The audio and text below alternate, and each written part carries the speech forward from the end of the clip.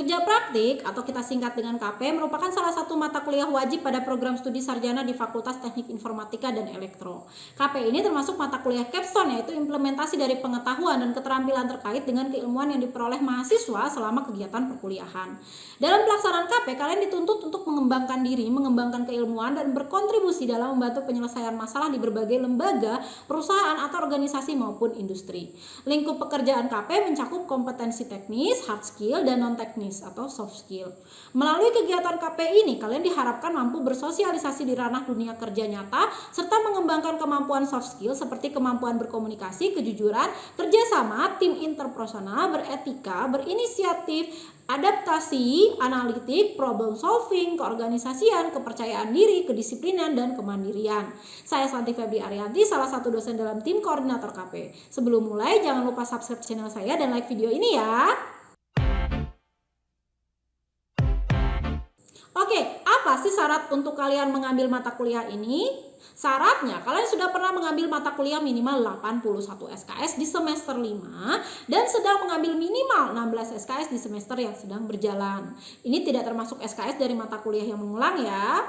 Tapi syarat yang paling utama adalah kalian dapat persetujuan dari dosen wali kalian. Jadi diskusikan pengambilan mata kuliah dengan dosen wali kalian masing-masing. Mata kuliah ini walaupun perhitungannya adalah praktek di perusahaan, akan ada tahap persiapan selama 1 semester di kampus. Materi yang akan kita berikan di tahap persiapan ini adalah yang pertama pendahuluan, kemudian panduan penulisan CV, kultur shock dan adaptasi di lingkungan pekerjaan, etika kerja, self management, tips wawancara dan self branding, pembakalan materi atau teknis. Nah, ini menurut prodinya ya atau bidang ilmunya. Jadi yang dirasa akan diperlukan saat KP, misalnya mengenai PLC.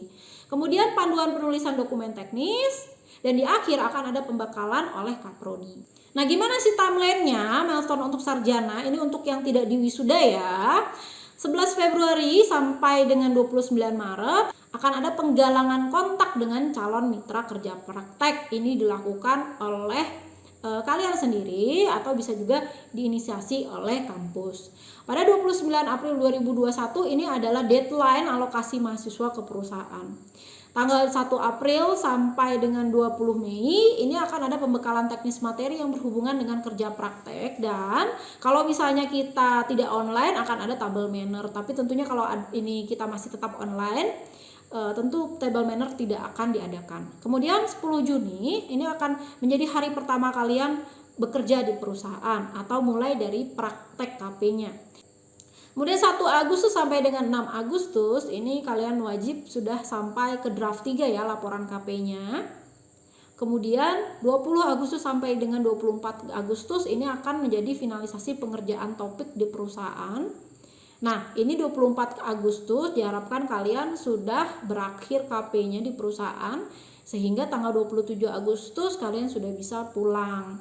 Nah, ini kalau misalnya kalian KP-nya itu ke tempat KP langsung. Tapi kalau misalnya online tentu jadwalnya akan sedikit perubahan. Kemudian 28 Agustus sampai dengan 29 Agustus silahkan difinalisasi untuk laporan KP-nya, sehingga tanggal 30 Agustus kalian sudah dapat mengumpulkan laporan KP final. Nah, ini untuk yang segera wisuda ada sedikit perbedaan timeline ya, terutama kapan kalian harus pulang, yaitu tanggal 3 Agustus kalian sudah harus pulang dari KP dan mengumpulkan laporan KP finalnya harus tanggal 12 Agustus. Komponen penilaiannya adalah sebagai berikut, kalian bisa lihat di layar, bisa juga kalian lihat nanti di buku panduan KP. Di sini bisa kalian lihat komponen dari perusahaan itu besar ya, di sini 35% dan selebihnya dari pembimbing, penguji, dan koordinator KP di kampus. Nah, bagi yang harus ke lokasi KP kita ini biasanya ada di Sumatera, biasa yang kita masuki itu di Medan, Siantar, Bengkulu. Di Jawa itu kebanyakannya di Jakarta dan Bandung. Kita juga ada yang sampai dikirim ke Kalimantan, ke Batam. Nah, ini bisa juga kalian kalau ingin ke luar negeri. Namun karena sekarang ini pandemi COVID, kita prefer sih online ya. Jadi tolong tanyakan pada perusahaan yang kalian tuju apakah bisa atau tidak untuk KP secara online. Dan jika bisa, bagaimana prosedur yang mereka tawarkan.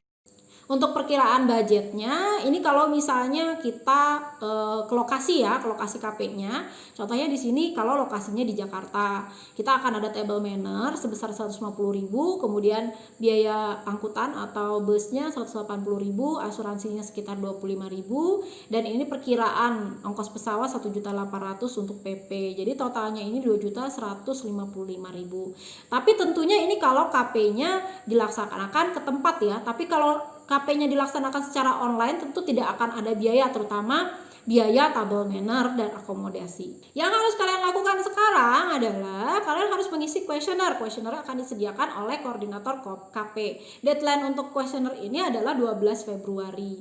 Dan kalian juga harus mengerjakan kurikulum vitae yang akan kita presentasikan minggu depan. Jadi di sini kita akan membahas bagaimana kurikulum vitae yang baik, dan contohnya adalah kurikulum vitae yang kalian buat. Thank you for watching.